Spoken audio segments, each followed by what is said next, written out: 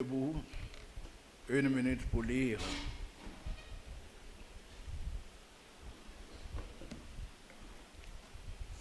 Alléluia. Prenez 2 Timothée. On va commencer à partir du verset 23.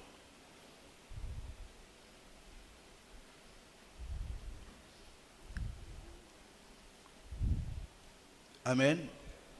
2 Timothée chapitre 2. Voilà. Et commençons à partir du verset 23. On va lire le verset 22 aussi.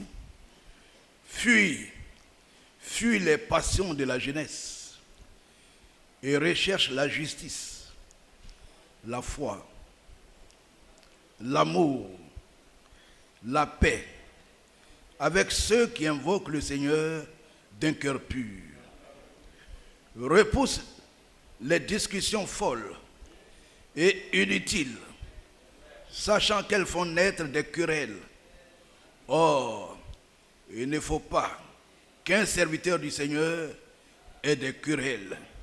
Il doit au contraire être affable pour tous, propre à enseigner, doué de patience.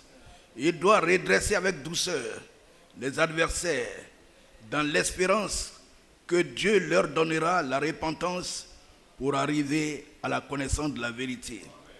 Et que revenus à leur bon sens, ils se dégageront des pièges du diable qui s'est emparé d'eux pour les soumettre à sa volonté. Grand Dieu du ciel et de la terre, c'est toi qui as écrit la Bible. Poussé par le Saint-Esprit que les gens aient écrit de ta part, nous voulons que tu viennes ajouter la bénédiction à cette parole et que tu bénisses, tu oignes celui qui va parler et que tu oignes aussi tous ceux qui vont écouter et que tu ouvres les portes des cœurs pour que la parole y pénètre et que tout soit heureux, béni au nom de Jésus-Christ. Amen. Veuillez vous asseoir. Alors frères et sœurs, Dieu vous bénisse. Un jour on sera au ciel avec nos bien-aimés frères et sœurs, nos enfants. On sera au ciel avec eux. Est-ce que vous croyez? Amen. Il faut croire, c'est la vérité. Celui qui a promis n'est pas un homme. Notre Dieu n'est pas un homme pour mentir. Il est tout puissant, il dit la vérité. Ce qu'il dit, il le fait. Alléluia. Alors l'église dans le divertissement. Ça c'est un divertissement. L'église dans le divertissement en pensant aussi à 1 Corinthiens 10 dans le désert. C'est l'apôtre Paul qui parle à Timothée, son enfant.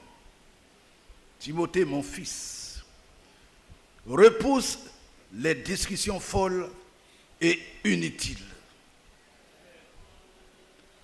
sachant qu'elles font naître des querelles, des discussions inutiles.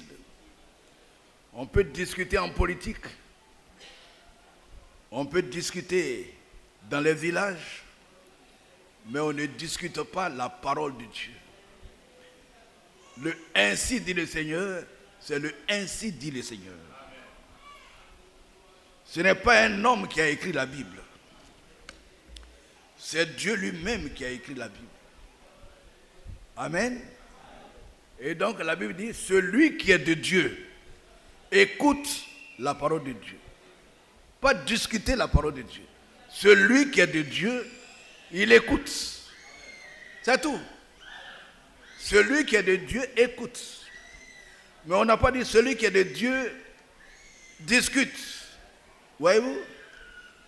Or, si c'était des bonnes discussions, mais on appelle ça des discussions folles et inutiles. C'est des choses inutiles. Or, les temps sont tellement graves aujourd'hui. Nous vivons les derniers moments de la venue du Seigneur où on n'a pas de temps à perdre. Voyez-vous? Et c'est pour cela hier, vous avez vu dans Hébreux 4, où il a dit, Dieu nous fixe encore un jour. Si aujourd'hui, vous entendez la voix de Dieu, n'endurcissez pas votre cœur. Il s'agit de aujourd'hui. Même pas demain. Aujourd'hui. Vous voyez, il y a des gens qui attendent longtemps. Moi, le jour où j'ai reçu la parole, le même jour, je me suis fait baptiser. Je n'ai même pas entendu demain. On m'a dit, il y a une convention. Il dit, non, non, non, aujourd'hui. Si aujourd'hui, vous entendez la voix de Dieu, il ne faut pas attendre. Il ne faut pas attendre. Regardez, quand on annonce la mort d'un enfant, on annonce la mort.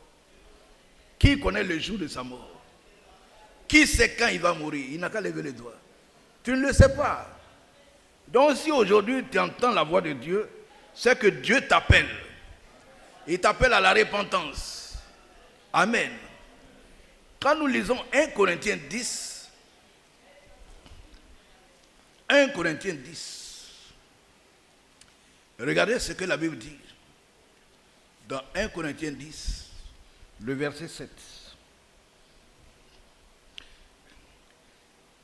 La Bible dit au verset 5, « Mais la plupart d'entre eux ne furent point agréables à Dieu, puisqu'ils périrent dans le désert. » Or, ces choses sont arrivées pour nous servir d'exemple, afin que nous n'ayons pas de mauvais désirs comme ils en ont eu.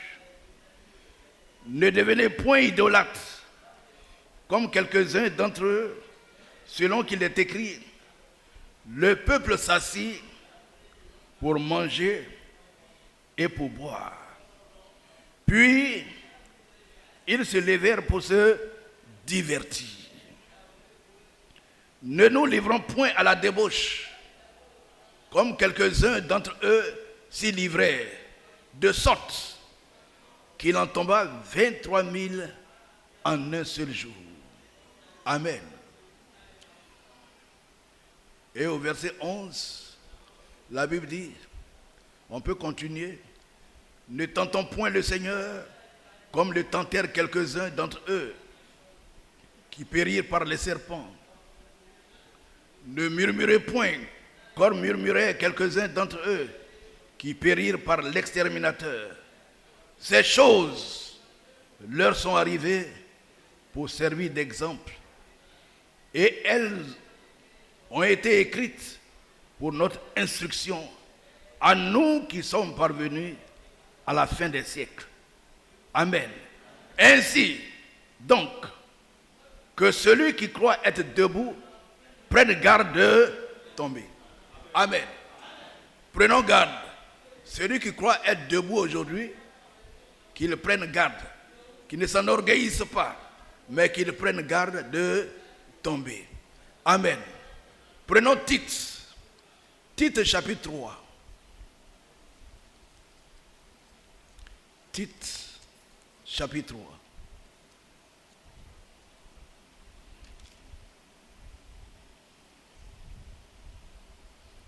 Verset 1. Rappelle-leur d'être soumis aux magistrats et aux autorités, d'obéir, d'être prêt à toute bonne œuvre, de ne médire de personne, d'être pacifique, modéré, plein de douceur. Oui, hier on a prié pour ça. Le frère Mbassi a dit, prions pour la douceur, prions pour la patience. Plein de douceur. Écoutez, plein de douceur envers tous les hommes. Plein de douceur envers tous tes frères et sœurs. Et même à la maison. Plein de douceur. Ah oui, la douceur. Et la patience. Amen. Car nous aussi, nous étions autrefois insensés. Il y a beaucoup de chrétiens qui se moquent des gens. Non, ne vous moquez pas des gens. Ne vous moquez pas des gens. La Bible dit, autrefois, nous étions comme ça. Qui est venu saint au Seigneur? Qui est venu saint au Seigneur? Il n'y en a pas. Quand nous pensons à ce que nous étions, on a honte. On a honte aujourd'hui.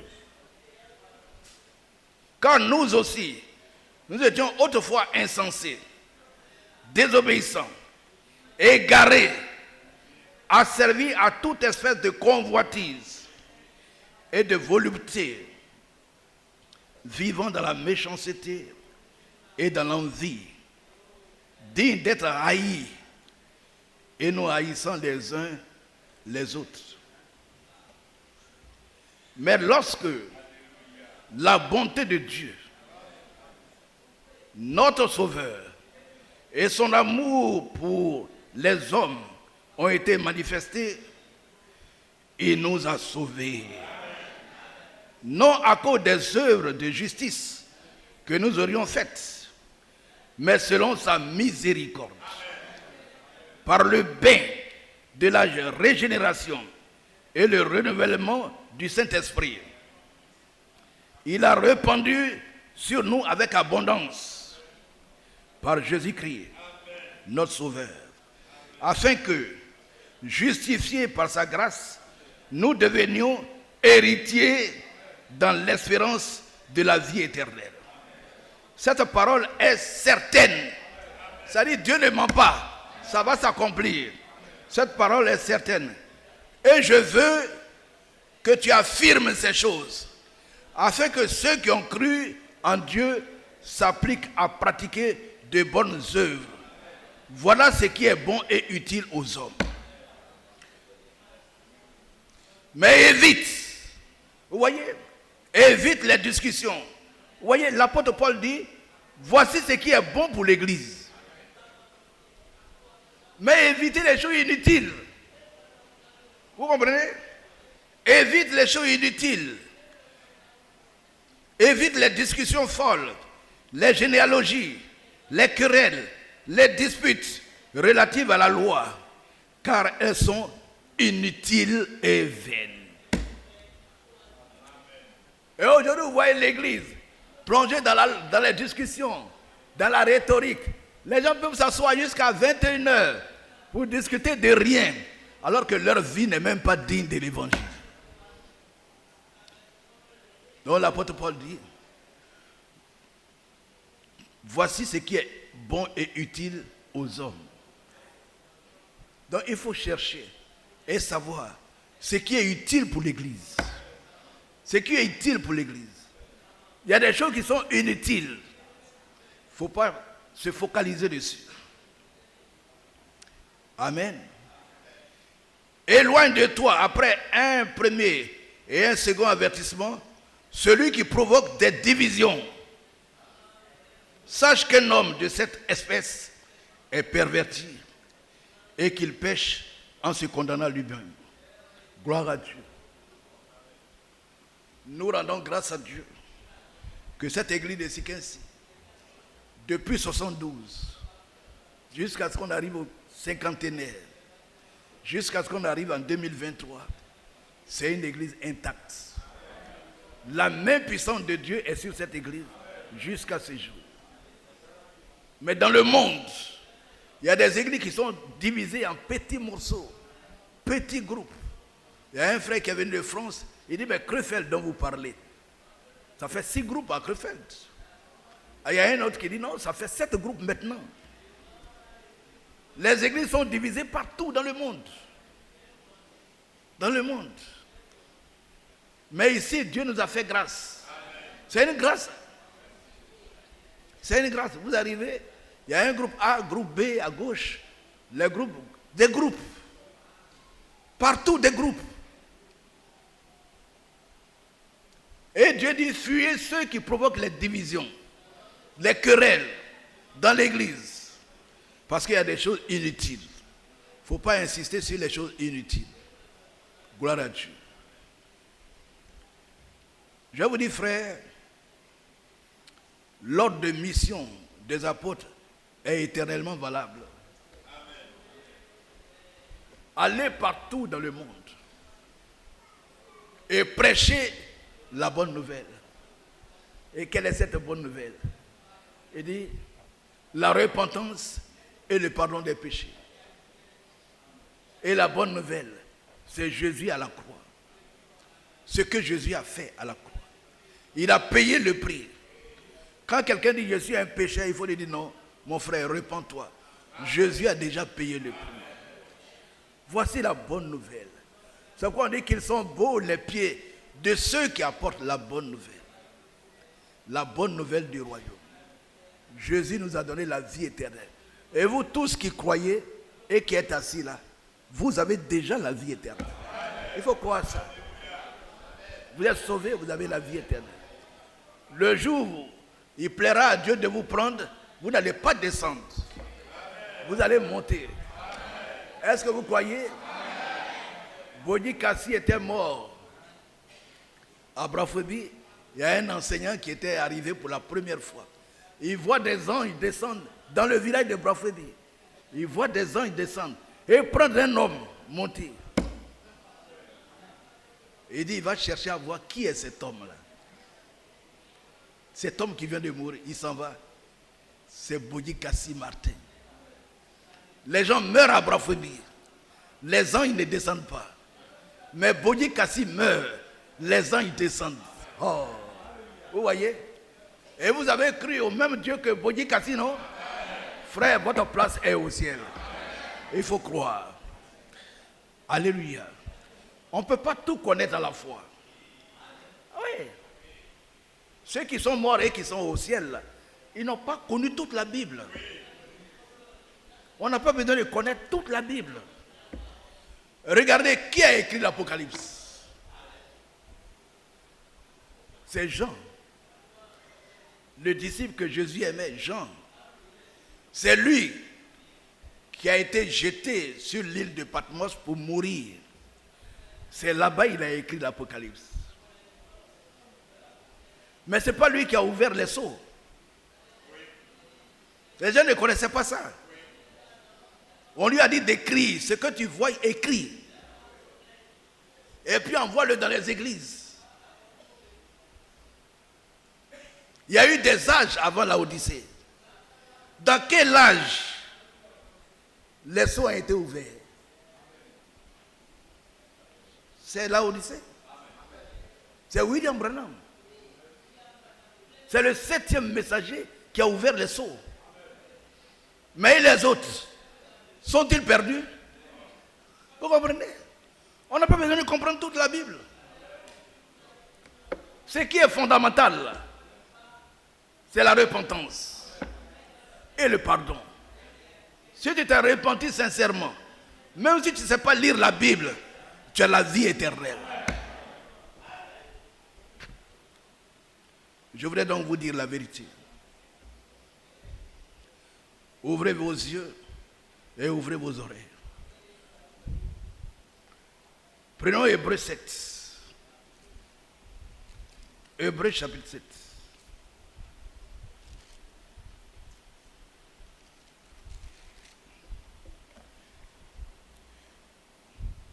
On va faire une lecture et je vais prendre le verset final. En effet, ce Melchisédek, c'est-à-dire c'est une figure de Christ, c'est Christ. Ce Melchisédek était roi de Salem, sacrificateur du Dieu très haut. Il alla au devant d'Abraham lorsqu'il revenait de la défaite des rois. Il le bénit. Et Abraham lui donna la dîme de tout. Il est d'abord roi de justice, d'après la signification de son nom. Ensuite, roi de Salem, c'est-à-dire roi de paix. Il est sans père, sans mère, sans généalogie. Il n'a ni commencement de jour, ni fin de vie. Mais il est rendu semblable au Fils de Dieu. Ce Melchisédek demeure sacrificateur à perpétuité. Considérez combien est grand celui auquel le patriarche Abraham donna la dîme du butin. Ceux des fils de Lévi qui exercent le sacerdoce ont d'après la loi l'ordre de lever la dîme sur le peuple, c'est-à-dire sur leurs frères, qui cependant sont issus des reins d'Abraham. Et lui, qui ne tirait pas de son origine, il leva la dîme sur Abraham. Et il bénit celui qui avait les promesses. Or, c'est sans contredire l'inférieur qui est béni par le supérieur. Et ceux qui perçoivent la dîme, sont des hommes mortels. Mais celui dont il est attesté qu'il est vivant, c'est celui dont il est attesté qu'il est vivant. Amen. De plus, Lévi qui perçoit la dîme l'a payé, pour ainsi dire, par Abraham, car il était encore dans les reins de son père, lorsque Melchisedec alla au-devant d'Abraham.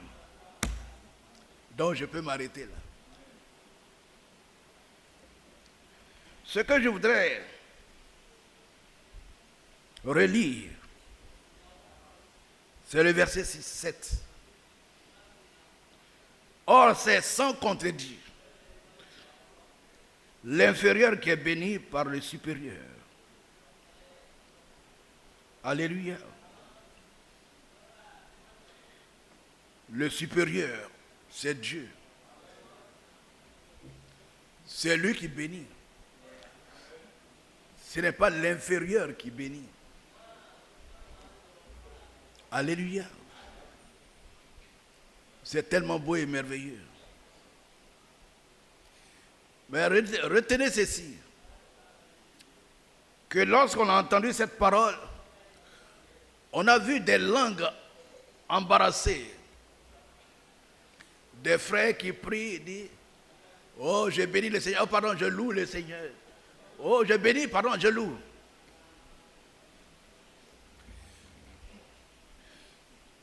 Lorsqu'on a dit ces choses, c'est le supérieur qui bénit l'inférieur et non le contraire. Et on s'est arrêté là. Et les gens, le langage des hommes a commencé à être embarrassé. Et beaucoup ne savent même plus maintenant comment ils vont prier. Parce que quand ça sort, il faut arrêter pour changer. C'est pourquoi je dis, ouvrez vos oreilles pour écouter la parole de Dieu. Le Seigneur a dit une chose. Il a dit à ses disciples, ne vous éloignez pas de Jérusalem. Mais vous recevrez une puissance et vous serez mes disciples. Et il nous a dit, il ne nous laissera pas orphelins, mais il nous enverra le Saint-Esprit, le Consolateur. Et lui, il nous conduira dans toute la vérité.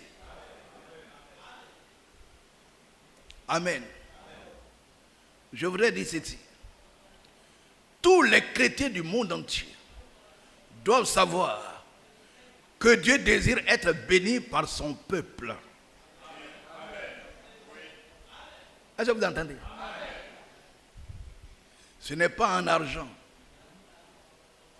Parce que Dieu n'a pas besoin de ton argent. Il a dit, tout l'or m'appartient. Tout l'argent m'appartient. Tout est à moi. Alléluia. Ce n'est pas un holocauste. Mais en quoi? En quoi? C'est l'obéissance. Frère, retenez ceci, hein? Et c'est pour cela que Dieu a dit à Saül, l'obéissance vaut mieux que les sacrifices. Il avait eu une bonne intention. Donner à Dieu les veaux gras, les bœufs gras. C'était vraiment bien beau. Mais ce n'est pas ce que Dieu a dit. Et il lui a dit, Saül, l'obéissance vaut mieux que tout. Amen. Vous pouvez obéir. Venez dimanche vous asseoir à l'église. Vous faites des sacrifices. Il y en a qui marchent de Bessé, Jérusalem, ils viennent. Il y en a qui marchent de Brafouébi, très loin, ils viennent. Il y en a qui sont dans les fonds quartiers de Sikensi, ils viennent. Vous faites d'énormes sacrifices. Mais sachez-le, sans l'obéissance, ce que vous faites est inutile. Amen. L'obéissance bénit Dieu. L'obéissance honore Dieu. L'obéissance rend gloire à Dieu. L'obéissance sanctifie Dieu. Car bénir ici veut dire louer, rendre grâce à Dieu. C'est la gratitude. C'est la reconnaissance. Amen. Prenons le psaume 134. Prenons le psaume 134. Le psaume 134.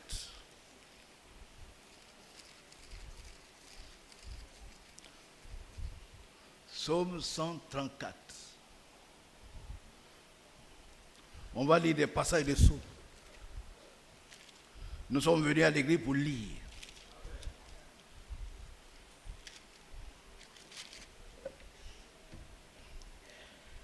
Cantique des grives. Voici, bénissez l'Éternel, vous tous, serviteurs de l'Éternel, qui vous tenez dans la maison de l'Éternel pendant les nuits. Élevez vos mains vers le sanctuaire et bénissez l'Éternel.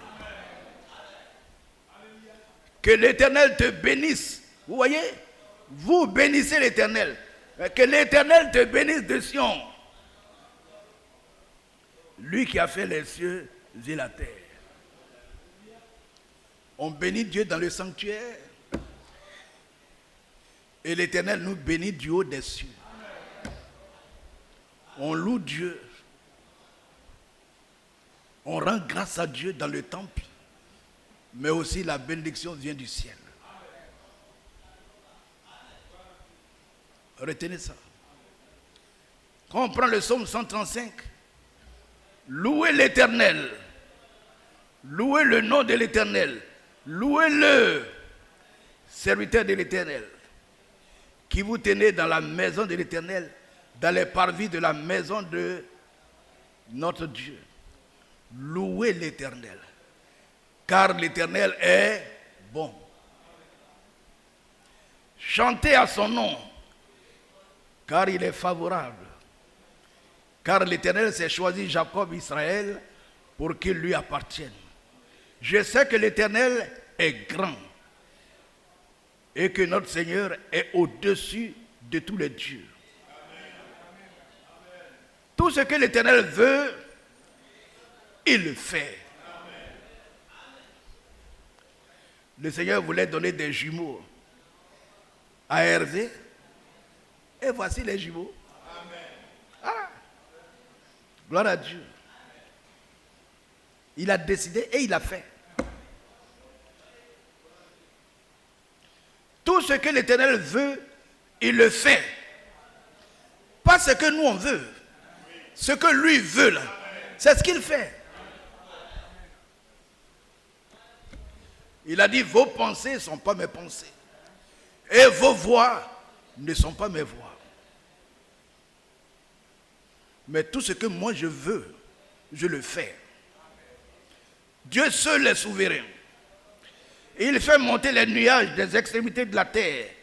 Il produit des éclairs et la pluie. Il tire le vent de ses trésors.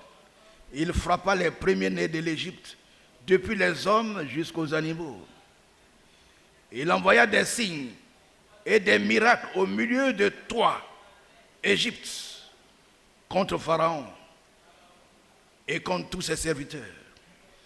Il frappa des nations nombreuses et tua des rois puissants, Sion, roi des Amoréens, Og, roi de Bazan, et tous les rois de Canaan, et il donna leur pays en héritage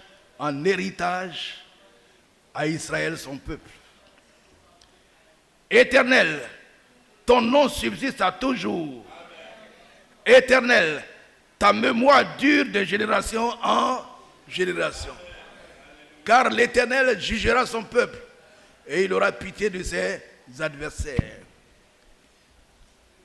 Les idoles des nations sont de l'argent et de l'or. Elles sont l'ouvrage de la main des hommes. Elles ont une bouche et ne parlent pas, et ne parlent point. Elles ont des yeux et ne voient point. Elles ont des oreilles et n'entendent point. Elles n'ont point de souffle dans leur bouche. Il leur ressemble, ceux qui les fabriquent, tous ceux qui se confient en elles. Maison d'Israël, bénissez l'Éternel. Pour tout ce qu'il a fait pour vous, bénissez-le. Amen. Ce sont des actions de grâce. C'est des remerciements. Bénis Dieu, là, c'est ce que ça veut dire. Est-ce qu'un homme peut bénir Dieu? Est-ce qu'un homme peut-il bénir Dieu? Non, c'est Dieu qui bénit. Donc ne dites plus ça. Quelles sont ces choses-là? Des choses inutiles. Non, frère. Alors, l'église est dans le divertissement. Maison d'Israël, bénissez l'Éternel. Il va falloir que nous ayons des nouvelles Bibles. Oui, frère, je vous dis, ouvrez les oreilles, écoutez. Hein. Il va falloir que nous ayons des nouvelles Bibles. On va voir les éditeurs pour enlever tout ça, mettre louer.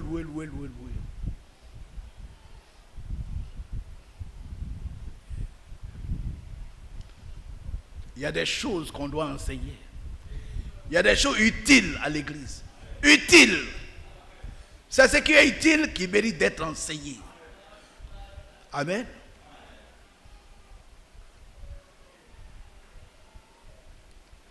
Maison d'Israël, bénissez l'Éternel. Maison d'Aaron, bénissez l'Éternel. L'Éternel. Maison de Lévi, maison de Mbassigué, maison de Désiré, maison d'Esaïe, maison d'Abro, bénissez, bénissez. Par rapport à ce qu'il a fait pour vous.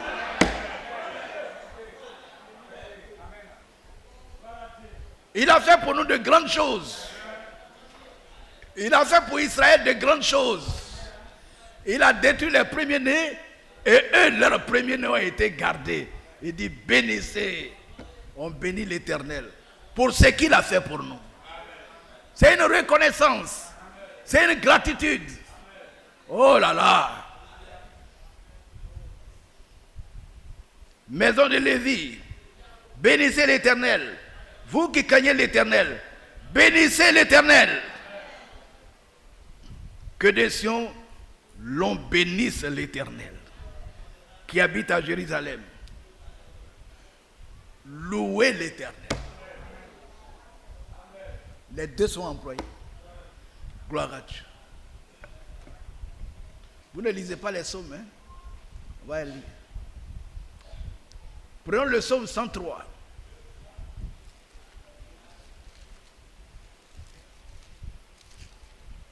Le psaume 103.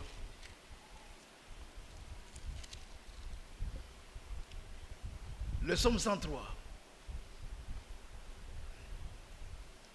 Le psaume de David. Mon âme bénit l'Éternel. Oh David, non, non, non, non, non. David, il faut changer ta phrase. On ne dit pas ça. Un homme peut-il bénir Dieu? Non, non, non, on ne dit pas comme ça. Des choses inutiles. L'église est dans le divertissement.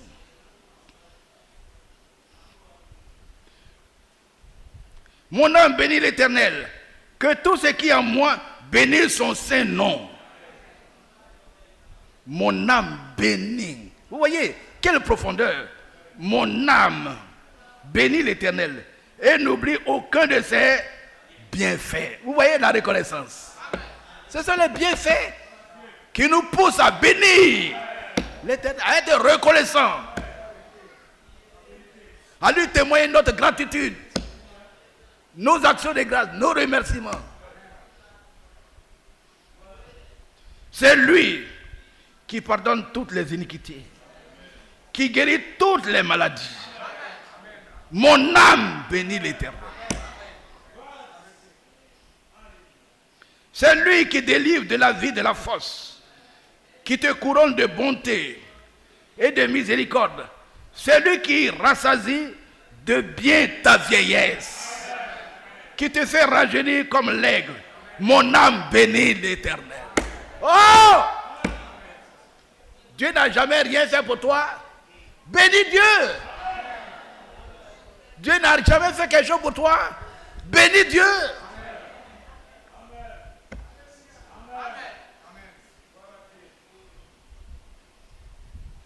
Au verset 20, à la fin, vous pouvez lire tout. Hein? Bénissez l'Éternel, vous ses anges. Nous, anges de l'Éternel. C'est la vérité. Bénissez l'Éternel, vous ses anges. Voici ses anges.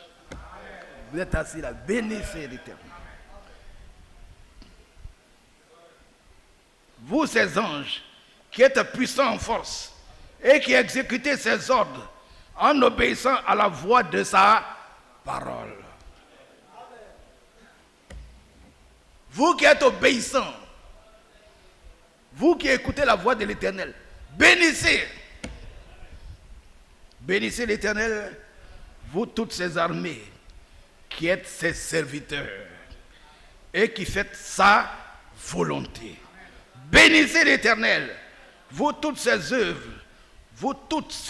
car nous sommes les œuvres de Dieu, dans tous les lieux de sa domination. Mon âme bénit l'Éternel.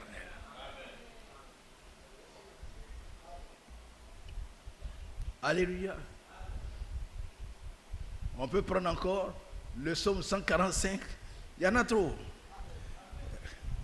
Le psaume 145.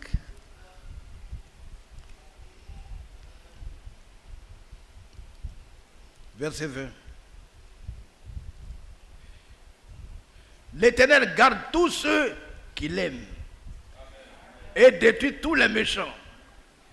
Que ma bouche publie la louange de l'Éternel et que toute chair bénisse son saint nom à toujours et à perpétuité. Alléluia. Vous êtes heureux? Prenons Matthieu 6. Matthieu chapitre 6. Matthieu, le chapitre 6.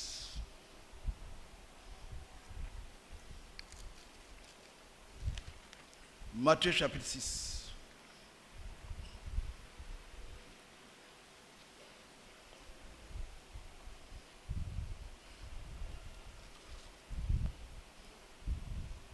Matthieu chapitre 6.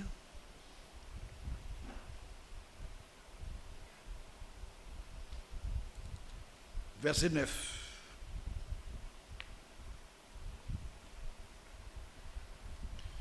Voici comment vous devez prier.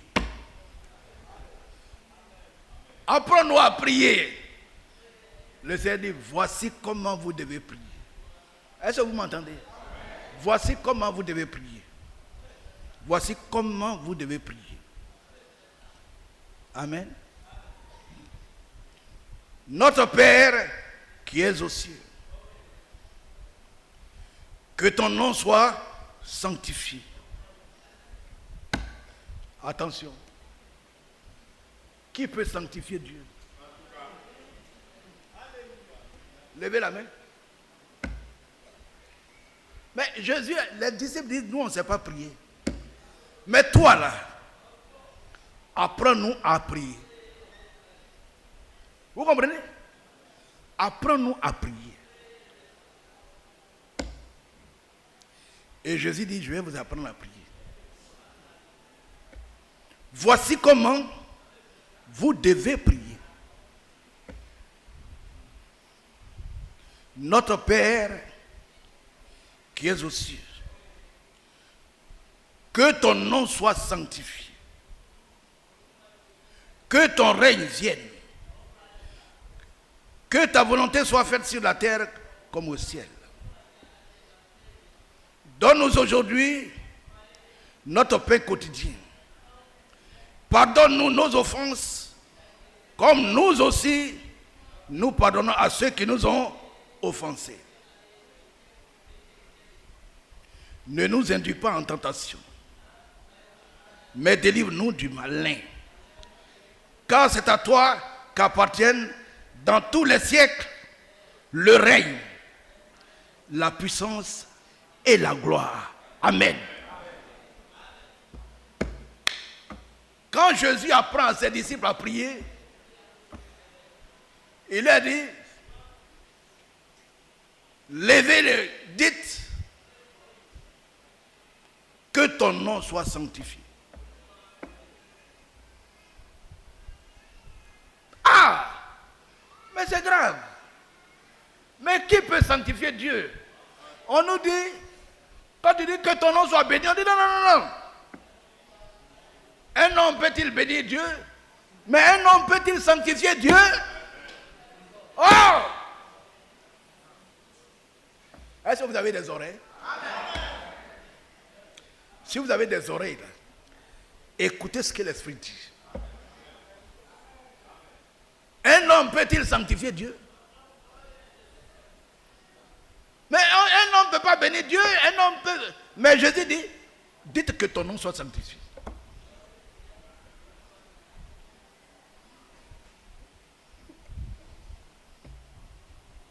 Amen. Donc je vais vous dire ceci. Vous connaissez l'aigle? L'aigle a deux aigles. Vous volez très haut là. Il a deux ailes. Le Nouveau là, Testament et l'Ancien Testament sont les deux ailes de l'aigle. Amen. On ne peut pas prendre une petite portion de l'écriture pour en faire une doctrine. C'est la destruction de l'église.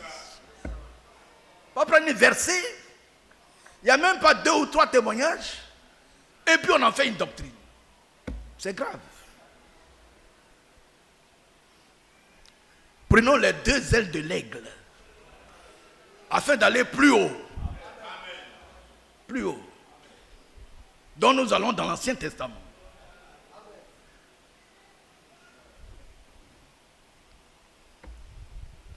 Prenez Nombre 27.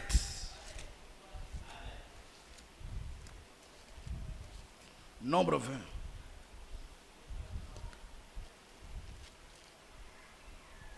Nombre 20, le chapitre 7.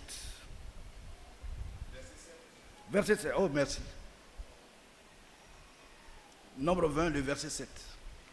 L'Éternel parla à Moïse et dit, prends la verge et convoque l'assemblée, toi et ton frère Aaron. Vous parlerez en leur présence au rocher. Et il donnera ses eaux. Tu feras sortir pour eux de l'eau du rocher. Et tu abreuveras l'assemblée et leur bétail. Remarquez ici le verbe que Dieu a utilisé. C'est parler au rocher. Dieu n'a pas deux bouches. Il dit ce qu'il veut là, il le fait. Dieu dit parler au rocher.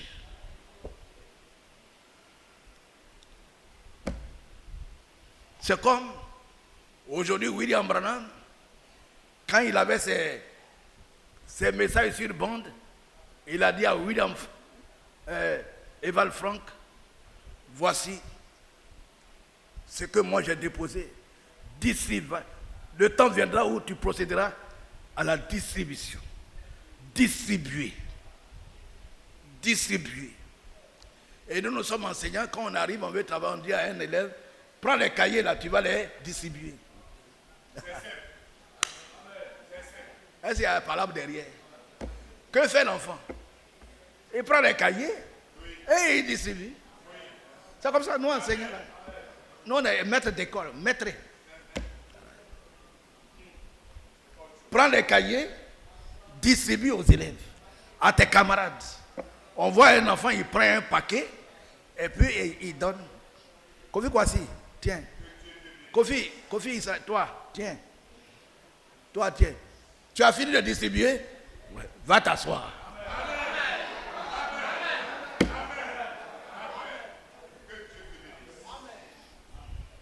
Dieu dit à Moïse, vous avez des oreilles?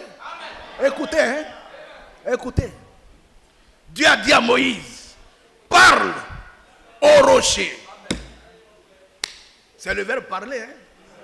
Si on vous interrogeait dans toutes les langues, tout à l'heure vous allez me dire, parler, c'est comme ça veut dire parler, parler, parler. On dit parler. C'est tout.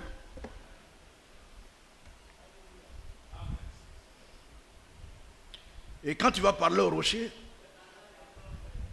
tu feras sortir pour eux de l'eau du rocher. Et tu abreuveras l'assemblée de leur bétail. Moïse prit la verge. Jusque-là, il n'y a pas de problème. Parce qu'on dit, prends la verge. Frères et sœurs, vous qui écoutez, sachez que Dieu n'est pas un homme. Parce qu'au fur et à mesure qu'on avance, on dirait que les gens considèrent Dieu comme un homme. On considère Dieu comme un homme. Dieu n'est pas un homme, il est Dieu. Et il était obligé de dire aux enfants d'Israël, je vous le répète, je ne suis pas un homme. Je suis Dieu, c'est-à-dire on ne joue pas avec la parole de Dieu.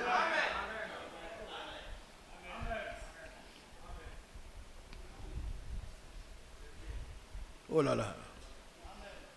Moïse prit la verge qui était devant l'Éternel.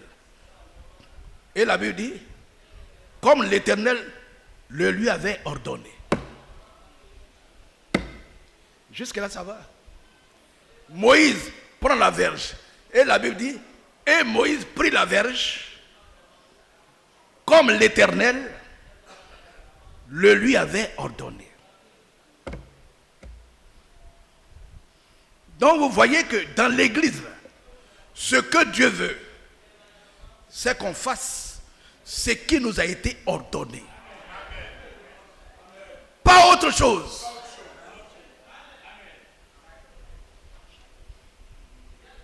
Moïse et Aaron convoquèrent l'assemblée en face du rocher.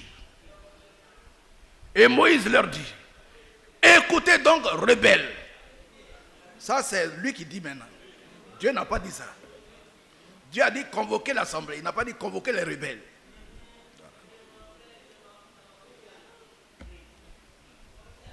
Est-ce que vous entendez bien? Dieu a dit convoque l'assemblée. Lui, il les a pas dit rebelles. Lui convoque les rebelles. Dieu n'a pas parlé de rebelles. Hein? Très bien. Vous voyez, frère, quand tu veux marcher avec Dieu, il faut apprendre à écouter. Premièrement, c'est écouter. Et quand tu as écouté, là, il faut faire ce que Dieu dit. Moïse et Aaron convoquèrent l'assemblée en face du rocher.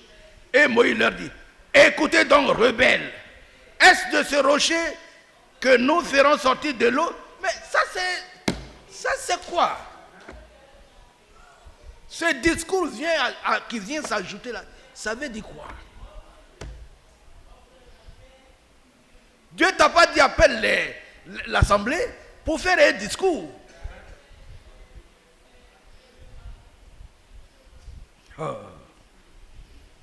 Puis Moïse leva la main et frappa 2 fois le rocher. Avec sa verge.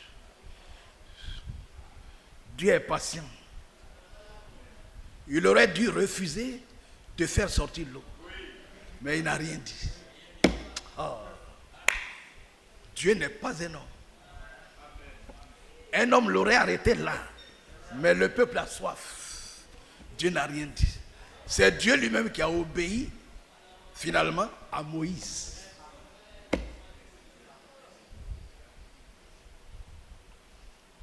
Il sortit de l'eau en abondance. L'assemblée but et le bétail aussi. Alors l'Éternel dit à Moïse et à Aaron, parce que vous n'avez pas cru en moi pour me sanctifier. Est-ce que vous entendez?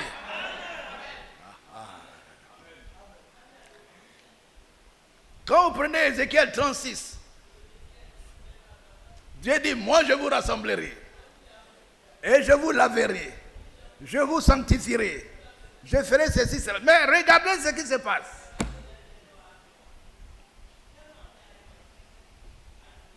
Oh là là.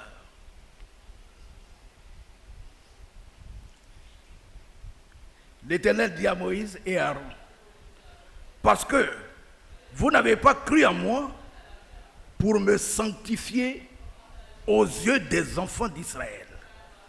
Vous ne ferez point entrer cette assemblée dans le pays que je lui donne.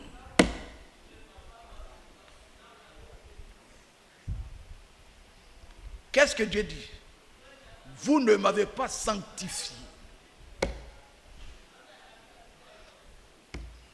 Alors on me dira aujourd'hui, frère, est-ce qu'un homme peut-il sanctifier Dieu? Le Saint des saints. Quand tu obéis, tu sanctifies Dieu. Quand tu obéis, tu bénis Dieu. Gloire à Dieu. Moïse et Aaron, vous ne m'avez pas sanctifié. Et quand on lit dans Matthieu où le Seigneur dit que ton nom soit sanctifié, on va s'arrêter à dire, et attention frère, est-ce qu'un homme peut-il sanctifier Dieu? Un homme peut-il sanctifier Dieu? Voilà. Frère, le Saint-Esprit viendra et il vous conduira. Lui viendra. Le Saint-Esprit viendra et c'est lui qui conduit l'Église. Dans ce qu'on ne comprend pas, c'est lui qui a écrit la Bible. C'est lui qui est Dieu. Moïse et Aaron, vous ne m'avez pas sanctifié. C'est différent. Quand Dieu dit, je vous rassemblerai et je vous sanctifierai et je vous laverai, ce n'est pas la même chose. Oh. Sanctifier Dieu, c'est l'obéissance. C'est par l'obéissance. Tous ces grands mots-là, c'est l'obéissance. C'est l'obéissance. L'obéissance bénit Dieu. L'obéissance glorifie Dieu. L'obéissance loue Dieu. L'obéissance sanctifie Dieu. Oh! Qu'est-ce que vous voulez? Troubler l'église pour des choses inutiles. Inutiles. Quand j'entends des frères, quelquefois ils sont à la télévision, ils sont en train de prier. Oh, oh Seigneur, je te bénis. Ah pardon Seigneur, je te loue. J'ai dit Jésus. Quel poison on a donné dans l'église? Vous empoisonnez l'église. C'est du poison. Vous voulez faire un nouveau fondement? Créer un nouveau fondement, qui êtes-vous? Moïse et Aaron, vous ne m'avez pas sanctifié. Ça veut dire que vous n'avez pas obéi. Celui qui vit dans la désobéissance ne sanctifie pas Dieu. Oh! Est-ce que vous entendez?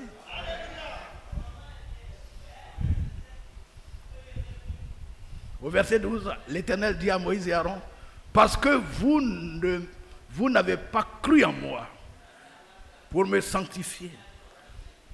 Sanctifier Dieu, c'est faire ce qu'il dit. Quand Dieu dit de distribuer la nourriture, il ne faut pas mettre la télévision. Il n'a pas dit ça. Non, frère. Vous ne sanctifiez pas Dieu. Vous n'avez pas cru en moi. Vous n'avez pas cru que le Saint-Esprit peut faire ce travail. Il faut faire des machines pour que ça marche. Non. C'est une bonne intention, mais ce n'est pas la volonté de Dieu. Oh là là. Est-ce que vous avez des oreilles pour entendre? Nous vivons le temps de séduction. Vous devez avoir des oreilles pour écouter et pour entendre, pour ne pas perdre votre vie. Le salut des âmes.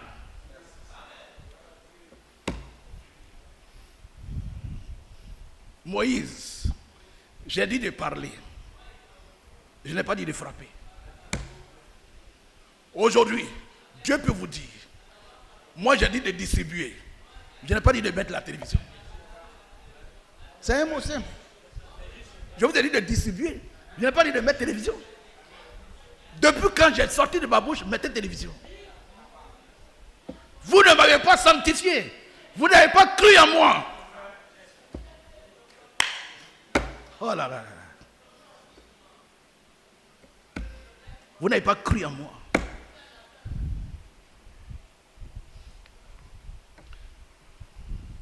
Vous êtes heureux?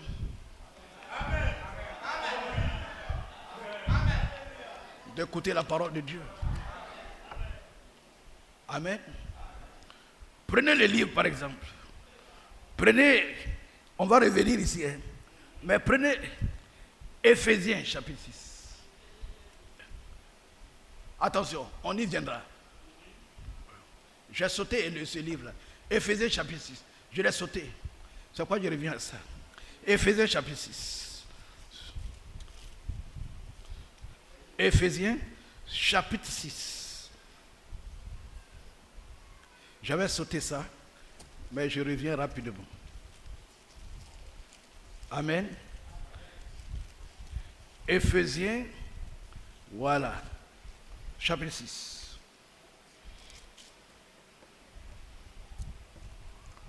Verset 25. Marie,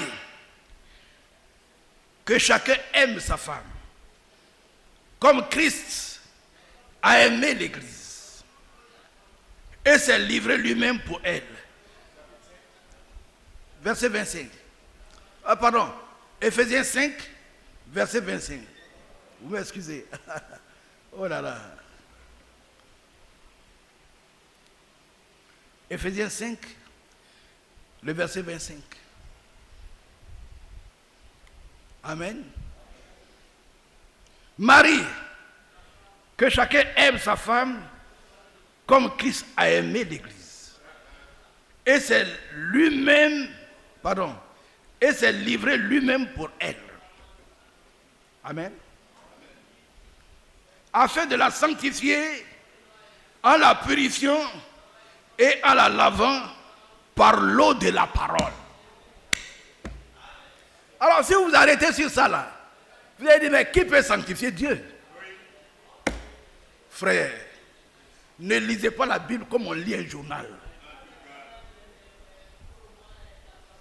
La compréhension de la Bible, c'est par la vertu du Saint-Esprit. C'est pourquoi on dit le Saint-Esprit lui-même, il viendra et c'est lui qui va éclairer la Bible. Pour sanctifier l'Église, Dieu a pourvu l'eau de la parole. C'est avec la parole qu'on sanctifie.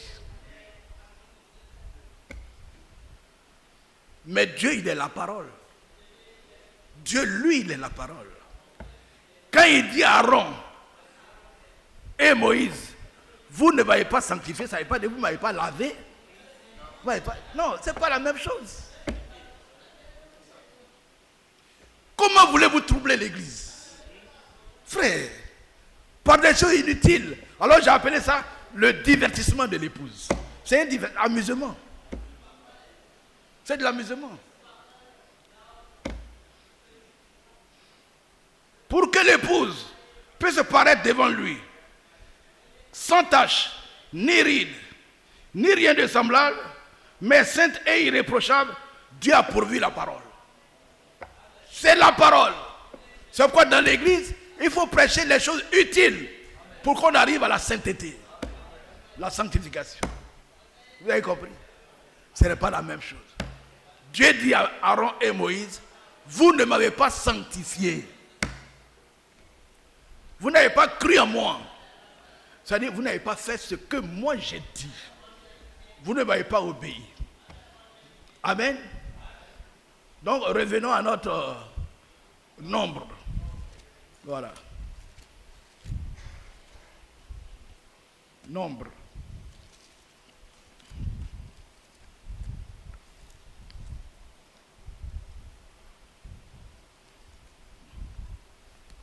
Nombre 20.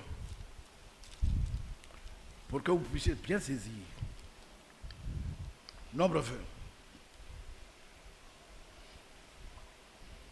Au verset 12, je reprends.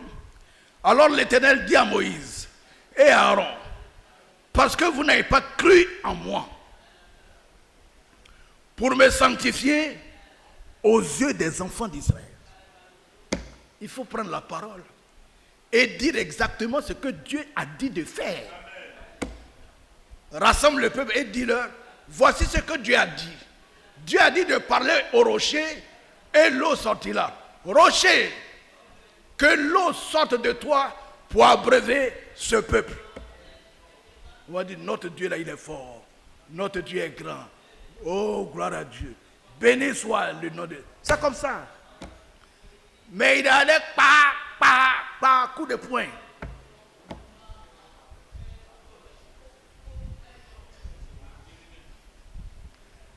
Il s'est glorifié lui-même. Moïse est fort, hein? Moïse est fort, hein? Comme aujourd'hui, il dit, moi, si vous ne m'écoutez pas là, vous n'irez pas au ciel. Moïse est fort. Non, il faut sanctifier Dieu. Dieu dit, distribue. Moi, je vais faire le reste. Distribue la nourriture. La nourriture du prophète William Branham. Distribuez ça. Distribuez que tous aient le message de William Branham. Le Saint-Esprit fera le reste. Vous ne m'avez pas sanctifié. Vous ne m'avez pas honoré. Vous n'avez pas cru en moi. Et vous avez fait ce que votre cœur désire.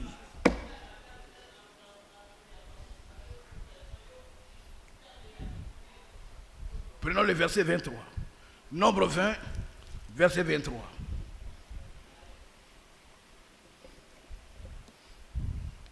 L'Éternel dit à Moïse et à Aaron vers la montagne de Hor. Nous sommes au verset 23 maintenant.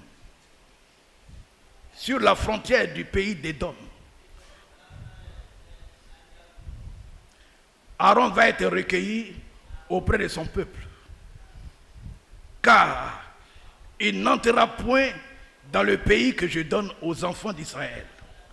Parce que vous avez été rebelles à mon ordre, aux eaux de Mériba. Frère, écoutez bien. Il y a des passages, je reviens dessus, mais on dirait que vous n'entendez pas bien.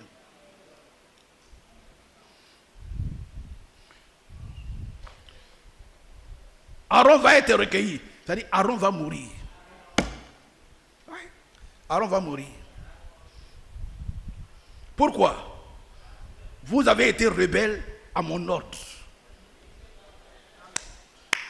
Quand Dieu dit quelque chose, frère, quand Dieu dit quelque chose, s'il y a une parole qui vient après, ce n'est pas Dieu. Quand quand Dieu dit fais ça, et puis après, mon serviteur, allô, mon serviteur, allô, mon serviteur, contraire, là, c'est pas Dieu. C'est pas Dieu. Frère, regardez, aujourd'hui, Crefel est fermé. Quels sont les gens qui prennent l'avion pour aller à Crefel aujourd'hui? C'est fermé. Et les réfectoires, et les 120 dortoirs, et les dortoirs, qui dort dedans? C'est arrêté. C'est arrêté. Qui prend l'avion chaque première semaine du mois pour aller à Crefeld? Qui? Enfin, on vous parle, vous ne voulez pas écouter.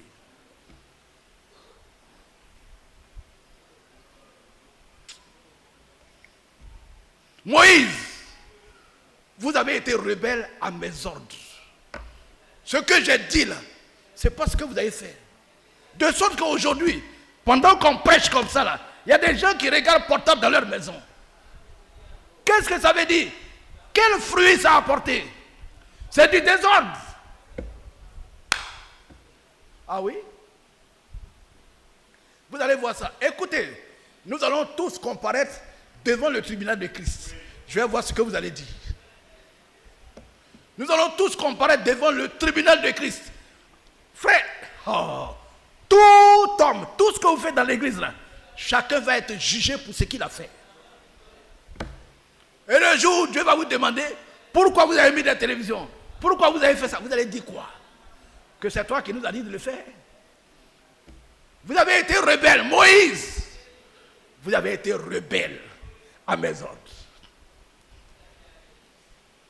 Et ça, quand j'ai prêché ça au début, il y a des gens qui appellent frère Isaïe. Tu dis Moïse est rebelle. Vous voyez, ils ne lisent même plus la Bible. Ils ne sont plus dans la Bible. Ils sont dans les idoles. Ils sont assis dans les idoles. Ils sont dans le divertissement. Mais vous, soyez comme des aigles. Amen. Montez haut. Amen. Ah, oui.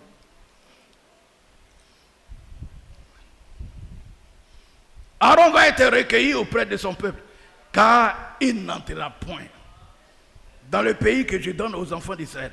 Parce que vous avez été rebelles à mon ordre, aux eaux de Mériba. Prends Aaron et son fils Éléazar et fais-les monter sur la montagne dehors. Dépouille Aaron de ses vêtements, déshabille-le. Vous savez, dans l'armée, quand tu es un général que tu as fait, on dit déshabillez-le. On t'enlève les galons, on t'enlève tout. Tu deviens MDL, simple. Tu deviens simple. Dépouillez Aaron de ses vêtements, le sacerdoce. Aujourd'hui, il perd le sacerdoce. Enlevez-le. Pourquoi? Il n'a pas été fidèle à mes ordres. Ils ne m'ont pas sanctifié. Vous comprenez? Sanctifier Dieu, c'est l'obéissance. Il ne faut pas troubler l'église. Oh Seigneur, que ton nom soit sanctifié. Ah, pardon, que ton nom soit loué. On dit dans louer, louer, louer. Il y a des Bibles, on dit louer, louer, louer. Il va falloir que nous ayons tous des Bibles allemandes. Oh. Aaron va être recueilli auprès de son peuple, car ils n'entreront point. Il n'entrera point. Voilà. Il dit au verset 26, dépouille Aaron, déshabillez-le. Aaron n'a pas volé. Qu'est-ce qu'il a fait? Il a désobéi. C'est tout. C'est pour cela que Jésus a dit, qui sont mes frères et mes sœurs? Qui sont mes frères et mes sœurs dans l'église? Qui? Ce sont ceux qui écoutent et qui obéissent. C'est tout. Pas ceux qui ont la connaissance. Dieu parlait à Moïse comment? Bouche à bouche. Le jour où Marie a parlé contre Moïse, Marie a eu la lèpre sur champ. Mais lorsque Moïse a désobéi à l'ordre de Dieu, Dieu lui a dit c'est fini pour toi. On joue avec Dieu, frère. J'ai dit l'église dans le divertissement. L'église dans le divertissement. L'église dans la rhétorique, raisonnement, discussion. C'est ça le travail de l'église.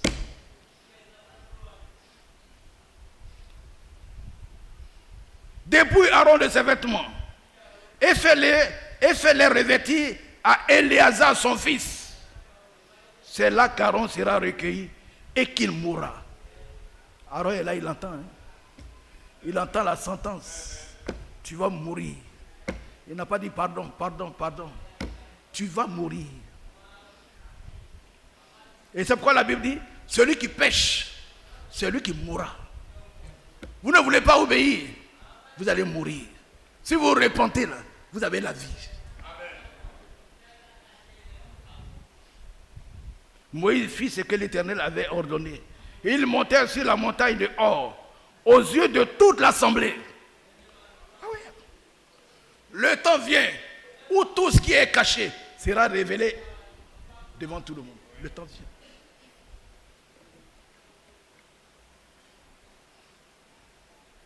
Moïse dépouilla Aaron de ses vêtements et les fit revêtir à Éléazar son fils. Aaron mourut là. Il est tombé en même temps. On ne l'a pas assommé, hein? Mais Dieu a enlevé le souffle de vie. Et puis il est tombé. La poussière est tombée. Brum. Aaron mourut là, au sommet de la montagne. Moïse et Éléazar descendirent de la montagne. Toute l'assemblée vit qu'Aaron avait expiré. Il était mort. Et toute la maison d'Israël pleura Aaron pendant 30 jours. Pourquoi cela est arrivé? Ils ont été rebelles à l'ordre de Dieu. L'obéissance vaut Dieu. Voilà pourquoi, pour avoir le Saint-Esprit, on peut jeûner et prier. Mais l'obéissance, c'est ça qui donne droit aux promesses. L'obéissance, pas autre chose.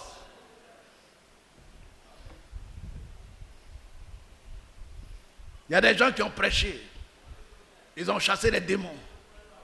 Mais ils n'ont jamais eu le Saint-Esprit. Ouais. Vous avez vu ça dans Matthieu 7. Seigneur, Seigneur, nous aussi. Il dit, je ne vous ai jamais connu. Tant que le Saint-Esprit n'est pas là, vous n'êtes pas encore connu. Il ne vous connaît pas. Ah oui. Il ne te connaît pas.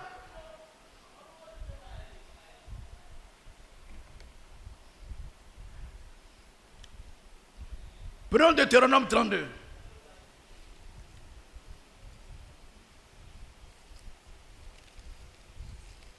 Deutéronome 32.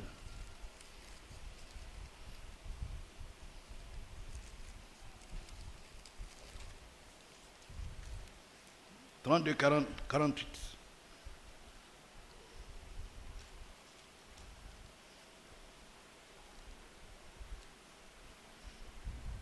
Ce même jour,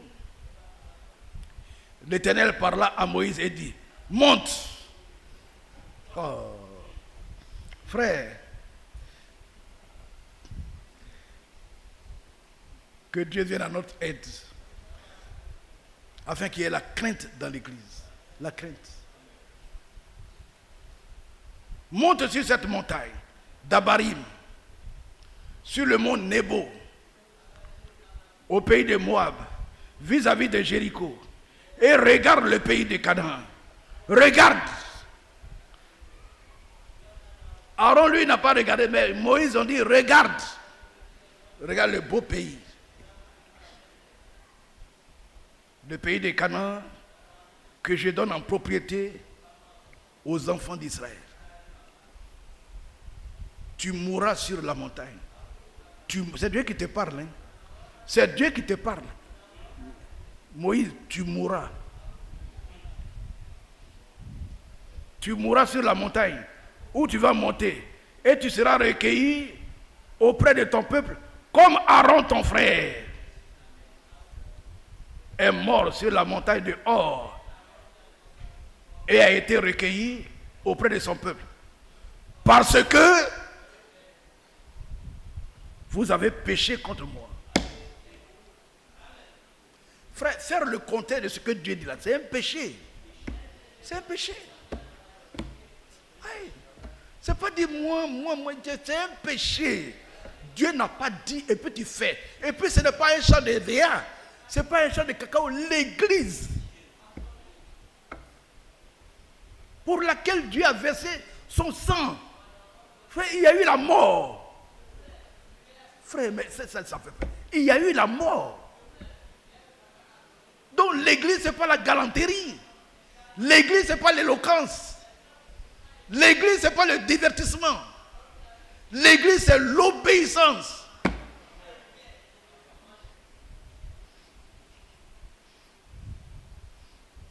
Moïse, tu as vu le beau pays là. Tu n'entreras pas parce que vous avez péché contre moi au milieu des enfants d'Israël, près des eaux de Mériba, à Kadès, dans le désert de Sin, et que vous ne m'avez point sanctifié. Voici le mot. Oh Dieu, oh Dieu, oh, est-ce qu'un homme peut-il bénir Dieu? C'est le supérieur qui bénit. Ça finit, ça fait ravage. Et puis, c'est comme une tenue de poudre. C'est parti. On voit des gens en chair, cravate. Ouais, c'est le supérieur qui bénit. Donc ne dites pas, non frère, c'est quel amusement. C'est quoi ça? Demandez au Saint-Esprit. Un mandat, quel qu'il soit, n'est pas au-dessus du Saint-Esprit. Un mandat est sous des ordres. Quand on dit j'ai reçu un mandat, tu es sous ordre. Tu es sous ordre.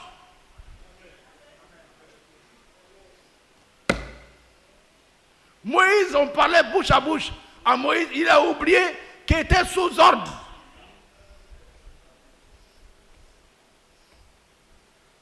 Et Dieu lui a dit, tu n'as pas fait ce que j'ai dit. Tu ne m'as pas sanctifié.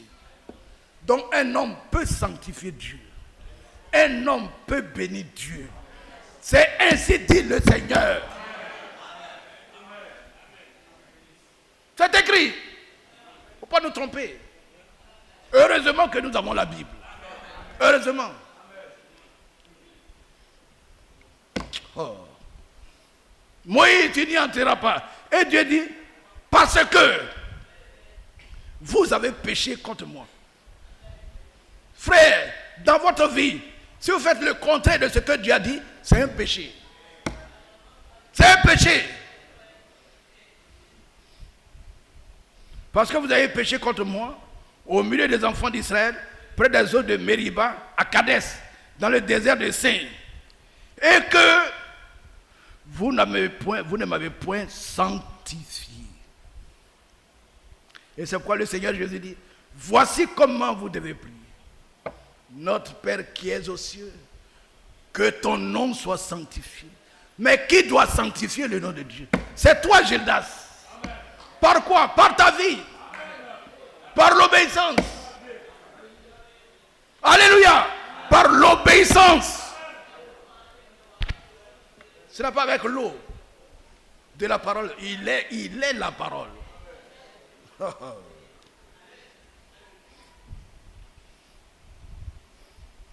Tu verras le pays devant toi, mais tu n'entreras point dans le pays que je donne aux enfants d'Israël. Moïse va mourir. C'est fini. Regardez, quand vous prenez Hébreux 6, Hébreux 6,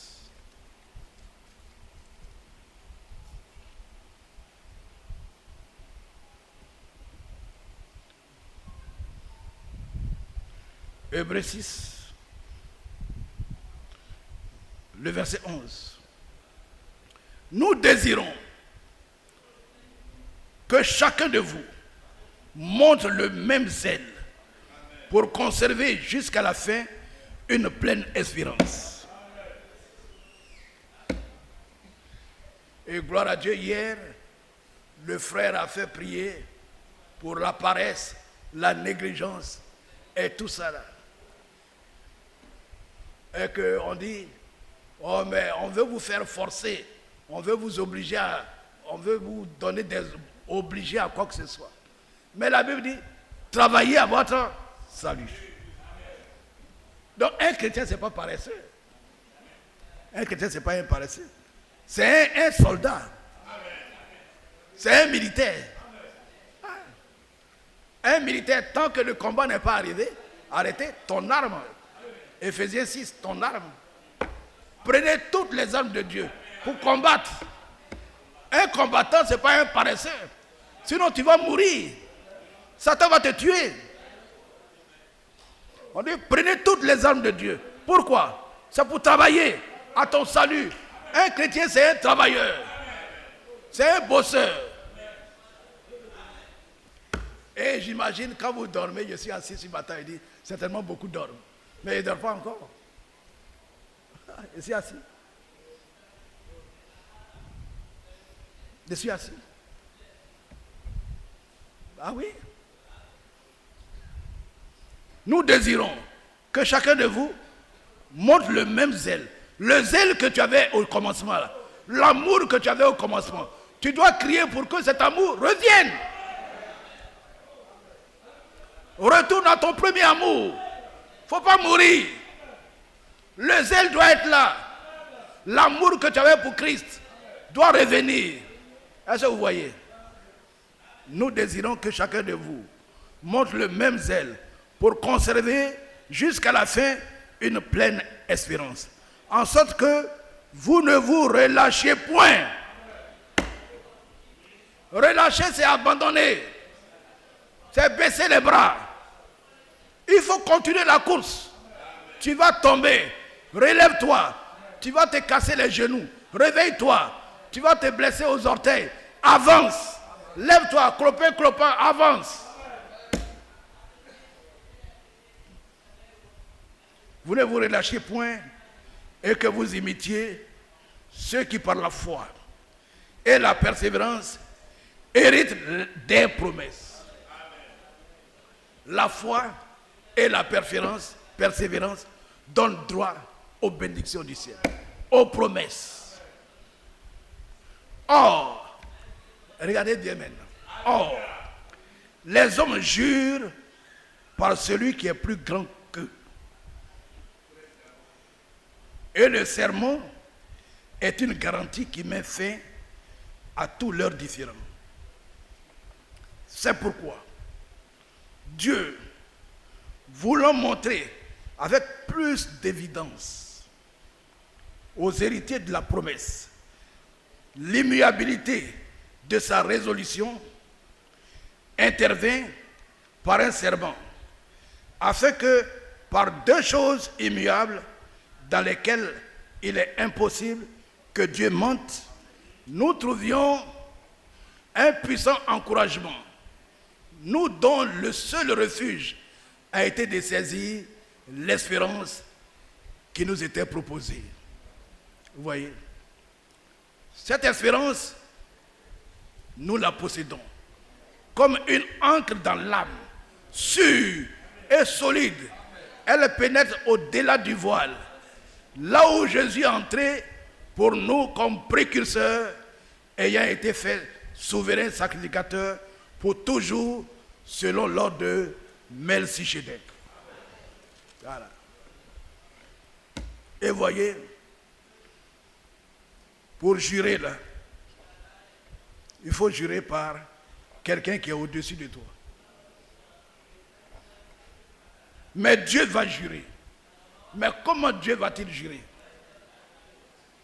Qui est au-dessus de Dieu? Frère, là on est coincé. Amen. Et c'est là, Dieu nous dit que là, comme il n'y a pas un plus grand que lui, Dieu va jurer par lui-même. Amen. Mais qui a mené Dieu à faire ça? Oh. Ah! Dieu, il cherche en haut, il n'y a pas quelqu'un qui est au-dessus de lui. Il cherche en bas, il n'y a pas quelqu'un qui est au-dessus de lui. Il cherche dans le monde, il n'y a pas quelqu'un qui est au-dessus de lui. Mais quand il a vu Abraham, il dit non. Amen. Cette fois-ci là, je vais jurer par moi-même. Mais allons voir ce qui s'est passé. Amen. Oh là là. Vous êtes heureux? Amen. Allons voir ce qui s'est passé. Mais avant Genèse, je voulais qu'on lise simplement Malachie 4. Amen. Lisons Malachie 4 avant d'aller dans l'Ancien Testament. On a presque fini. Il nous reste 2 versets et puis on s'arrête. On s'arrête, on ne va pas loin. Prenez Malachie 4. Malachie 4. Malachie chapitre 4. Hier on a jeûné. On va aller Malachie 4.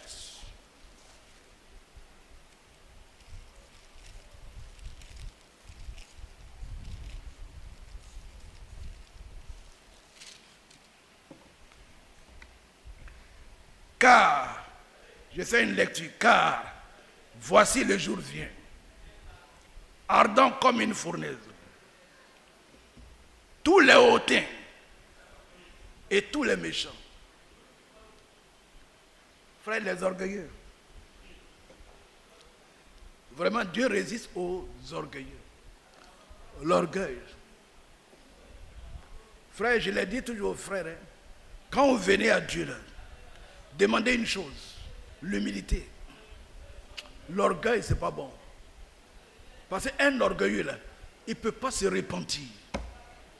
Il ne peut pas reconnaître qu'il a mal fait. C'est ça l'orgueil.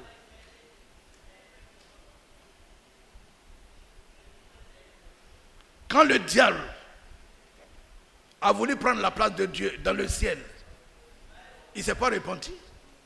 C'est pourquoi il a été chassé, c'est un orgueilleux.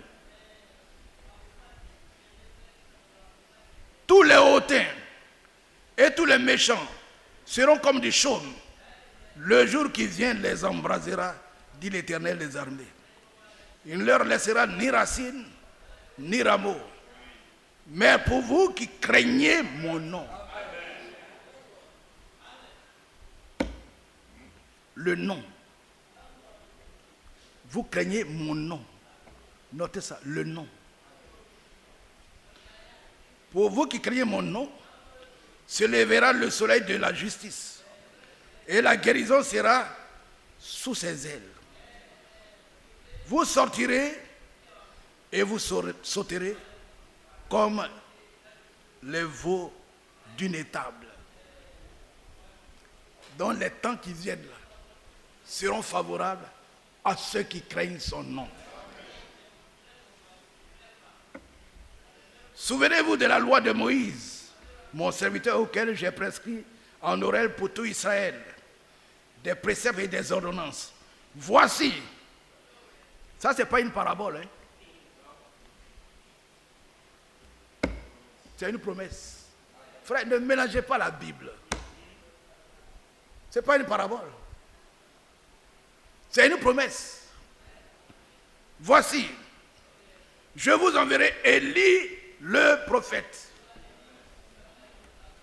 avant que le jour de l'Éternel arrive, ce jour grand et redoutable. Il ramènera le cœur des pères à leurs enfants et le cœur des enfants à leurs pères, de peur que je ne vienne frapper le pays d'interdit. Si ce prophète a ramené le cœur des enfants au cœur de leurs pères, les apôtres, qu'est-ce que les apôtres ont fait? Comment les apôtres ont dirigé l'église? Comment les actes des apôtres sont là? Est-ce que vous lisez les actes des apôtres? Mais nous, par notre divertissement, nous ouvrons une nouvelle page de l'histoire de l'église mondiale. Ça n'a jamais existé, ce qu'on voit aujourd'hui. Ça n'a jamais existé. On n'a jamais vu ça dans les Écritures. C'est une nouvelle page. Et cette nouvelle page-là, les élus ne sont pas dedans. Dieu envoie Élie. Et c'est l'Élie final. Ah oui? Et quelqu'un a été interdit. L'épée du roi a été donnée à quelqu'un. Et que c'est lui qui est le Josué. Il n'y a pas de Josué final. Le Saint-Esprit termine l'œuvre. C'est Jésus lui-même qui va terminer son église. On n'a pas un autre Josué. Frère, c'est le divertissement. Hein? Le divertissement. Et il y a des gens qui croient à tout ça. Il n'y a pas de nouveau Josué. Moïse est mort, il a donné la place à Josué. William Branham est mort, il donne la place au serviteur fidèle. C'est lui qui doit achever l'œuvre. Qui vous a dit ça? Non, frère, vous trompez le peuple. À la fin, un homme, c'est Dieu. C'est Dieu qui va achever son œuvre. Si c'est un homme, l'église sera cassée en mille morceaux. Qu'est-ce qu'on voit aujourd'hui? Quand vous ne pouvez pas gérer votre propre maison, vous pouvez gérer le monde. Le monde entier. Quelqu'un qui ne peut pas gérer son foyer, peut-il gérer le foyer des autres? C'est ce que la Bible dit.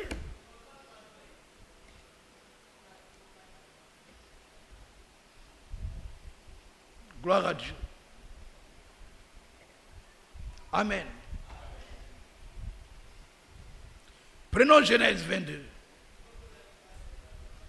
Genèse 22. Genèse 22, 15.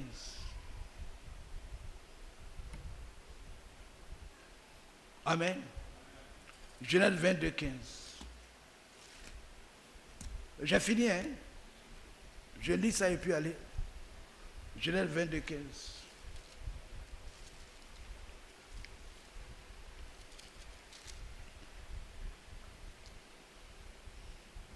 L'ange de l'Éternel appela une seconde fois Abraham des cieux et dit, je le jure par moi-même. Frère, c'est jamais vu. Il n'y a pas un plus grand que lui. Et ce qu'il vient de voir, il voulait jurer.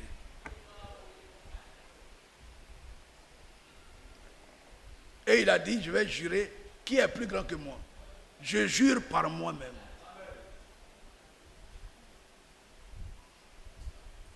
C'est pourquoi, frère, à la fin, là, ceux qui craignent le nom, là, ils seront heureux. Ceux qui craignent mon nom, ils seront heureux. Amen. Le nom de Dieu. L'ange de l'Éternel appela une seconde fois Abraham des cieux et dit, je le jure par moi-même. Parole de l'Éternel. Parce que tu as fait cela.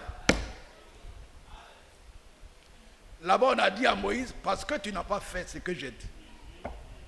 Frère, voici, quand on dit, Enoch marchait avec Dieu. Marcher avec Dieu. C'est ça. C'est entendre et puis prendre. Entendre et puis prendre. C'est tout. Moïse, on a dit, vous avez été rebelle parce que vous ne m'avez pas sanctifié, vous n'avez pas fait ce que j'ai dit.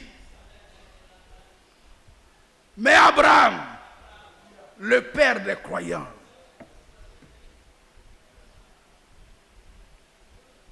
Dieu lui dit, parce que tu as fait cela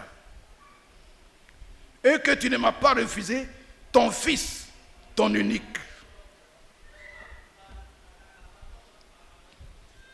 Je le jure. Je jure par moi-même. Donc l'obéissance touche le cœur de Dieu. Quand tu obéis, le cœur de Dieu est touché. Il était obligé de jurer par lui-même. Parce que tu ne m'as pas refusé. Parce que tu as obéi. Je le juge. Oh! Devant un homme, hein? Donc quand tu obéis, voici la position de Dieu. Ce sont des êtres agréables à Dieu. Enoch marchait avec Dieu. Et à la fin, il a reçu un témoignage. Enoch fut agréable à Dieu. Être agréable à Dieu, là, c'est faire ce que Dieu dit. Craindre le nom de Dieu. C'est l'obéissance. C'est l'obéissance. parce que tu as fait cela et que tu n'as pas refusé ton fils, ton unique, je te bénirai comme les étoiles du ciel et comme le sable qui est sur le bord de la mer, et que ta postérité possédera la porte de ses ennemis. Toutes les nations, voyez-vous, voilà, on est ici, je commence, Dieu d'Abraham, Dieu d'Isaac, Dieu d'Abraham, voilà, Abraham est toujours dans nos bouches. Amen. Toutes les nations de la terre seront bénies en ta postérité, parce que tu as obéi à ma voix. C'est tout. Frère, c'est tout, hein. Ne cherchez pas à voir, ce n'est pas la théologie, ce n'est pas le doctorat, c'est l'obéissance. À quelque niveau que tu te situes, ce que Dieu dit, il faut le faire. C'est tout. Tu sais lire, tu sais parler, tu comprends quoi, tu obéis, un point, un trait. Dieu te donne les promesses, tu vas voir Dieu. Parce que tu as obéi à ma voix. Je le jure, tu seras béni. Toutes les nations seront bénies en toi. Personne ne pourra contre toi.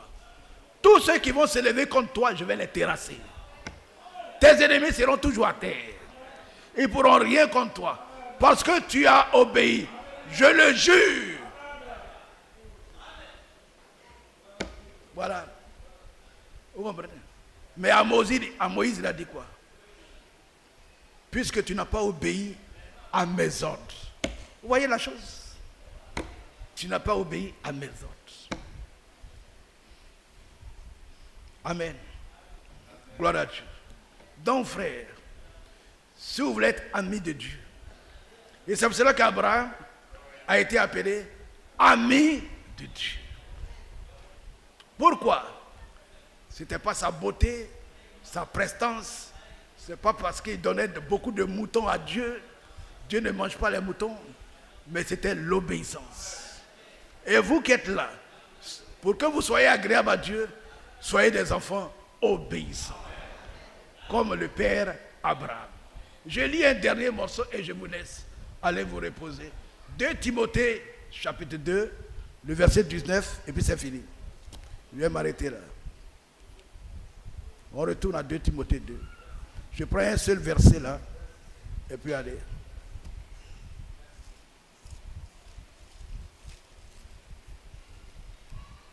« 2 Timothée, chapitre 2, verset 19. Néanmoins, le solide fondement posé par Dieu subsiste. » Amen. Avec ces paroles qui lui servent de sceau. Le Seigneur connaît ceux qui lui appartiennent. Et quiconque prononce le nom du Seigneur, qu'il s'éloigne de l'iniquité. Amen.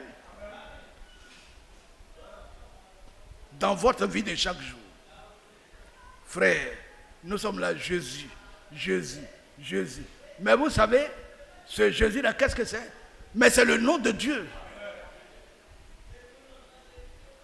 Il a lui-même dit, oh Père, j'ai fait connaître ton nom à ceux que tu m'as donnés. Jésus-Christ là, c'est le nom de Dieu. Alors Dieu dit, tous ceux qui prononcent ce nom-là, éloignez-vous du monde. Éloignez-vous du péché. Ne vivez pas dans les plaisirs du monde. Et un jour, vos yeux verront l'Éternel. Lèvons-nous ensemble. Allez, j'ai fini. Lèvons-nous.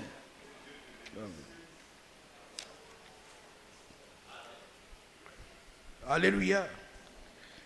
C'est par l'obéissance que vous bénissez son nom. C'est par l'obéissance que vous sanctifiez le nom Tout-Puissant. Par l'obéissance. Amen. Vivez donc, soyez des enfants obéissants. Lèvons-nous ensemble, on va remercier Dieu, on va prier.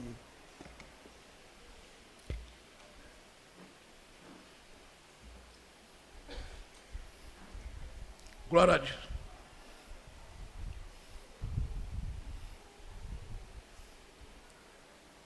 Olemabo, olemabo, olemabo, olemabo, olemabo, olemabo, olemabo, olemabo, olemabo, olemabo, olemabo,